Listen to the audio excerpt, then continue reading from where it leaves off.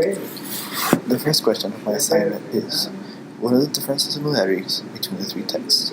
In craft, structure, content, and style. I believe that the main similarity between all the texts is the message that is in them. They all have a message about resilience.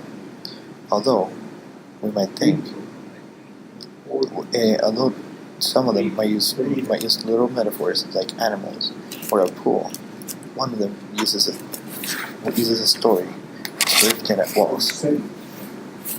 As Jeanette was raised by her two parents, who raised her in a free-range parenting sort of arrangement. As Jeanette suffered, she had her parents starving, being outcast, and having to take responsibility for herself. She never stopped. When she realized when her glass castle was broken, when her dad went up that night, she said she was going to New York.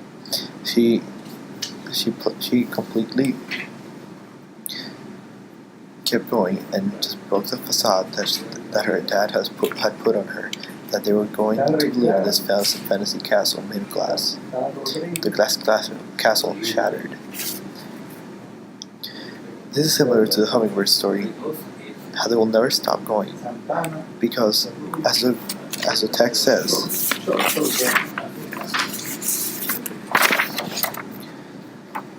a hummingbird,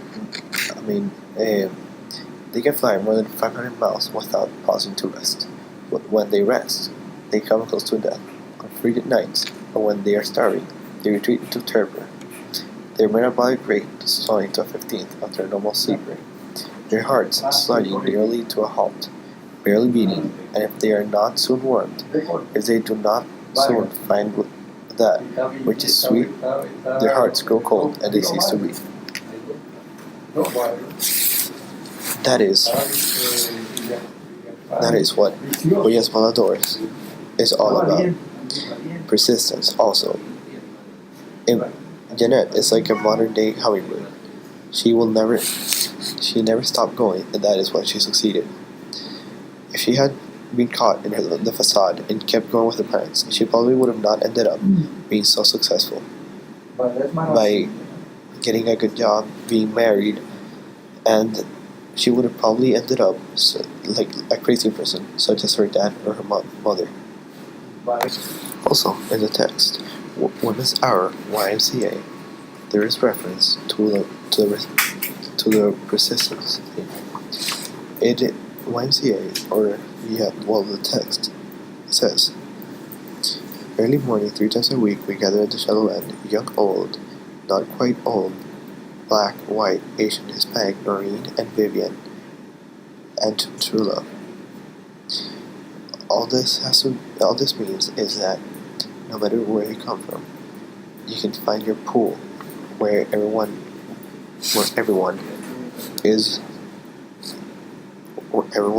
has a chance and is the same, no matter how they look, where they came from. It also says persistence is the key. To use the weight of earned years against your forward-moving body. That is why I find that this text is about resilience. That quote is talking all about counteracting forces, which to me is like an obstacle, and you resisting to give in and going forward. It is all about moving forward, stroke after stroke, and not stopping, being persistent. The question is, identify the 3 central metaphors for each text, then discuss the use of the figurative to shape larger ideas apart from the literal narrative. Why is this important in nonfiction? Hummingbirds. I identified the 3 metaphors. For Hoyas Voladores, what I think it is that things will keep trying to knock us down. We will face obstacles all throughout our lives, but we must go on. We must have the heart to keep going. For the glass castle, the metaphor I think is the central metaphor is the title itself. So it's like the glass castle was an obstacle for Jeanette.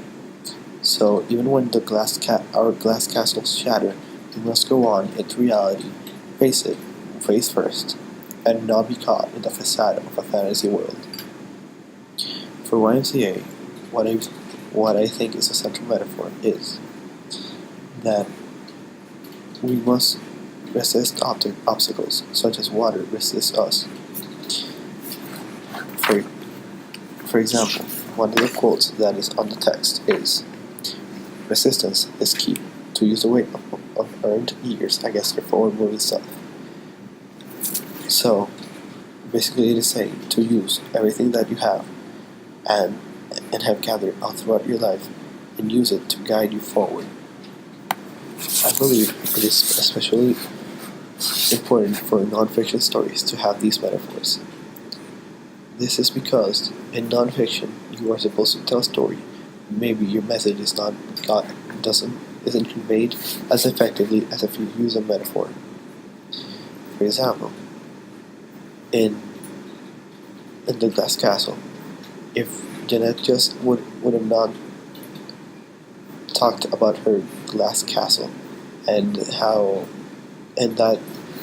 she titled the book The Glass Castle, we would have not probably seen the message that the glass castle shattered and that she kept going, and that her book was all about persistence, even in struggled situations that her parents put her in every day. With the hummingbirds, I believe that the nonfiction helps massively because we know it's reality, and that is why using a metaphor might impact us more.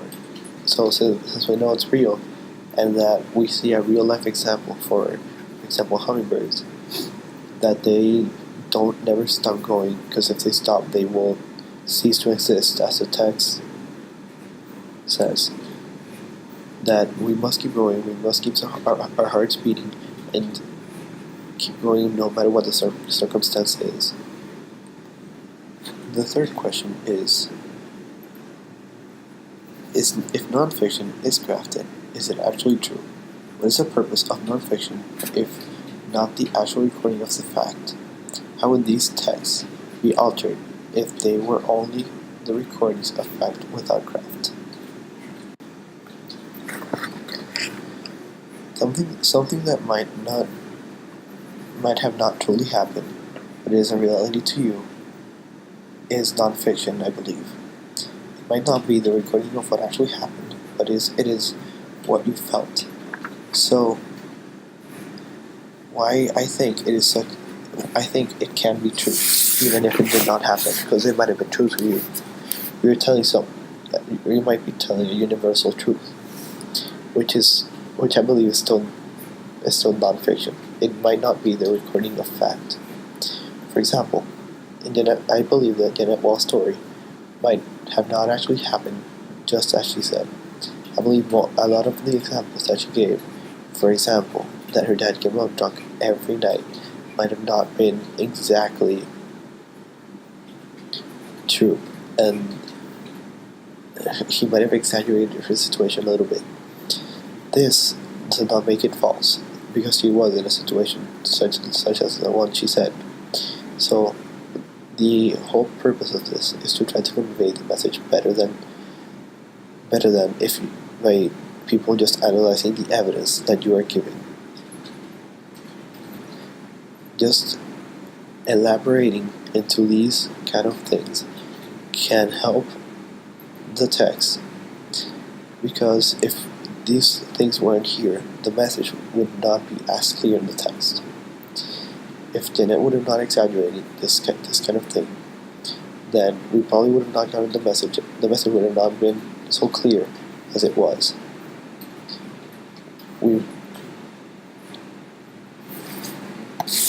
Writers of nonfiction put these elements or metaphors in their stories so that